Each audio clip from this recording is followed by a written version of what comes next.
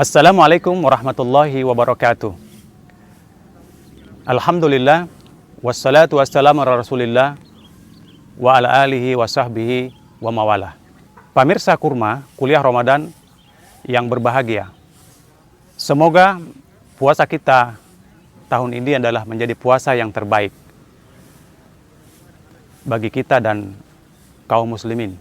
Baiklah, sembari menunggu kita berbuka puasa, izinkan saya sedikit memberikan kisah inspiratif dari salah seorang sosok pemimpin di dunia Islam.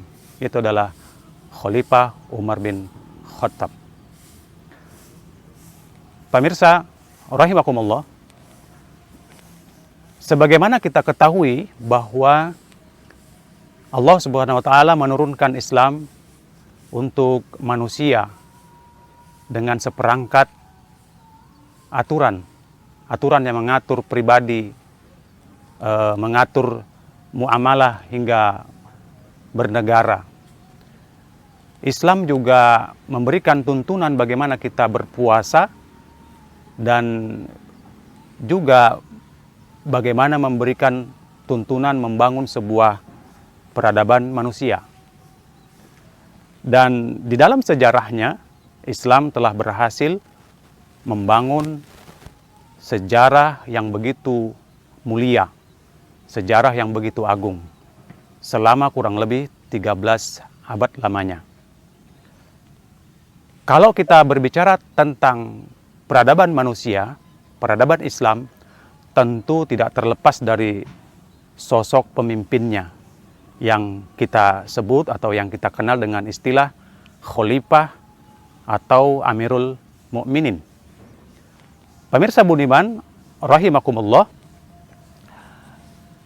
pada kesempatan ini saya ingin berbagi atau memberikan sedikit cuplikan fragmen bagaimana seorang pemimpin yang sangat sederhana, seorang khalifah yang sangat sederhana, yaitu adalah Khalifah Umar bin Khattab.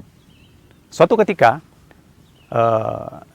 datang seorang utusan, yang mana utusan ini adalah seorang penasehat dari Romawi, dari Bizantium Romawi.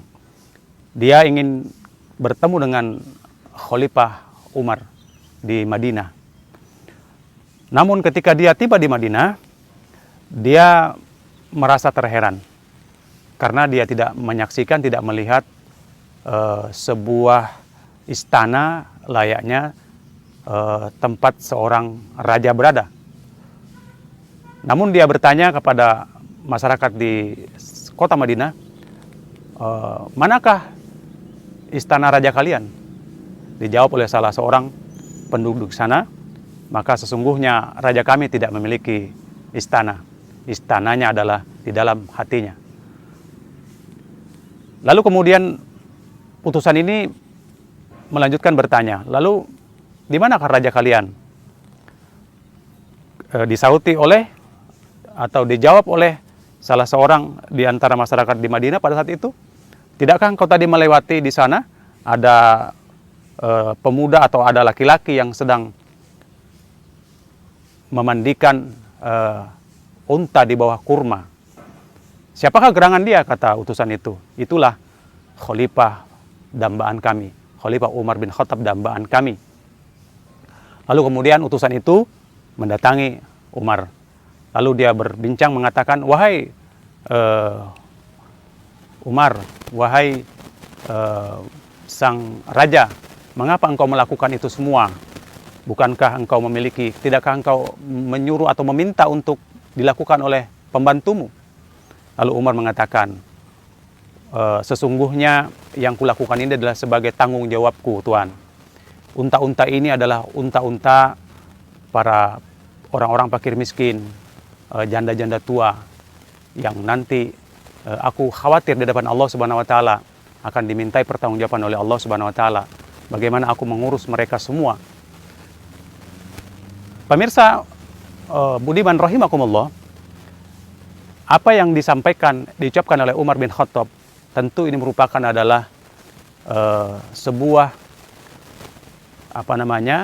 sebuah kewajiban sebuah tanggung jawab dia sebagai seorang penguasa.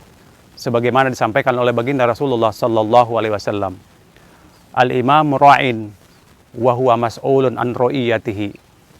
Kata Nabi sallallahu alaihi wasallam bahwa pemimpin itu adalah layak laksana penggembala dan dia akan kelak dimintai pertanggungjawaban atas gembalaannya, atas rakyatnya. Hadis riwayat Bukhari dan Ahmad. Pemirsa rahimakumullah, Khalifah Umar tidak hanya terkenal tegas, namun sahabat Rasulullah SAW ini adalah tergolong sahabat yang kaya. Namun hidupnya sangat bersahaja, sangat istimewa. Beliau bahkan sepanjang harinya istirahat hanya di bawah pohon kurma dan beralaskan batu bata, dan hampir tidak pernah merasakan makan kenyang. Karena ini adalah wujud tanggung jawab kepada umat, bahwa dia ingin menjaga perasaan umat. Dan ini, sikap ini ternyata dia tunjukkan di tengah-tengah umat. Pernah suatu ketika Umar terlambat di dalam kedatangannya untuk menyampaikan suatu khutbah Jumat. Kemudian ketika dia datang, sebelum dia naik mimbar, dia menyempatkan meminta maaf kepada jamaah bahwa mohon maaf jamaah sekalian, saya terlambat karena tadi menyempatkan untuk menjahit jubahnya. Masya Allah. Padahal dia adalah seorang khalifah. Umar hanya memiliki satu jubah yang dimana jubahnya pun kemudian penuh dengan tambalan. Kalau tidak salah ada sekitar 12 tambalan. Luar biasa. Namun pemirsa rahimahullah, sikap Umar ini juga ternyata tidak hanya untuk dirinya tapi juga keluarganya. Suatu ketika anaknya yang bernama Abdullah bin Umar menggunakan pakaian yang agak bagus, yang agak mewah, yang agak kemudian Umar mendatanginya, lalu kemudian memukulnya, kemudian menyuruh melepaskan bajunya itu. Saudaranya Abdullah mengatakan, wahai ayah, Hafsah mengatakan, wahai ayah, kenapa engkau begitu ayah? Aku melihat, kata ayahnya, kata Umar, aku melihat Abdullah begitu suka, begitu senang dan begitu bangga dengan pakaiannya itu. Aku khawatir kalau dia menggunakan itu nanti akan muncul rasa kesombongan kepada dirinya. Aku tidak ingin keluargaku memiliki sikap seperti itu. Masya Allah, tabarakallah. Inilah kemudian sikap Umar. Pemirsa rahimakumullah, kalau kita melihat sikap ketegasan, kesederhanaan, dan bagaimana Umar bin Khattab seandainya kemudian ini dimiliki, jiwa-jiwa seperti dimiliki oleh pemimpin negeri ini, tentu kemudian kita akan merasakan bagaimana kemakmuran, kedamaian yang akan terwujud. Tidak akan ada korupsi, tidak akan ada pencitraan.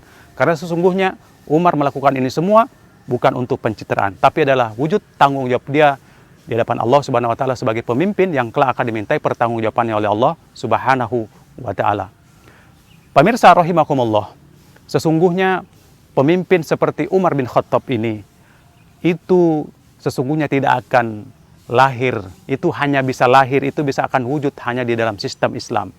Di dalam sistem yang dimana diterapkan di dalamnya hukum-hukum Islam. Di dalamnya diterapkan aturan-aturan Islam secara kafah. Yaitu adalah aturan yang mana di masyarakatnya diikat oleh akidah Islam. Bermasyarakat dan bernegara, berbangsa dan bernegara diikat oleh akidah Islam. Namun ketika sistem selain Islam yang diterapkan dimanapun termasuk di negeri ini, maka hanya akan melahirkan seorang pemimpin yang zalim, bahkan menyengsarakan rakyat. Mudah-mudahan Allah Subhanahu wa taala memberikan pertolongan kepada kita, memberikan anugerah kepada kita, sehingga kita mampu untuk mewujudkan pemimpin sebagaimana Umar bin Khattab rahimahullah taala. Dan kita berharap mudah-mudahan Ramadan ini adalah sebagai momentum untuk kita terus berjuang bagaimana mewujudkan sistem Islam, sekaligus kita akan merindukan khalifah yang sebagaimana Umar bin Khattab. Itu barangkali yang bisa saya sampaikan. Mohon maaf atas segala kekurangannya. Wassalamualaikum warahmatullahi wabarakatuh.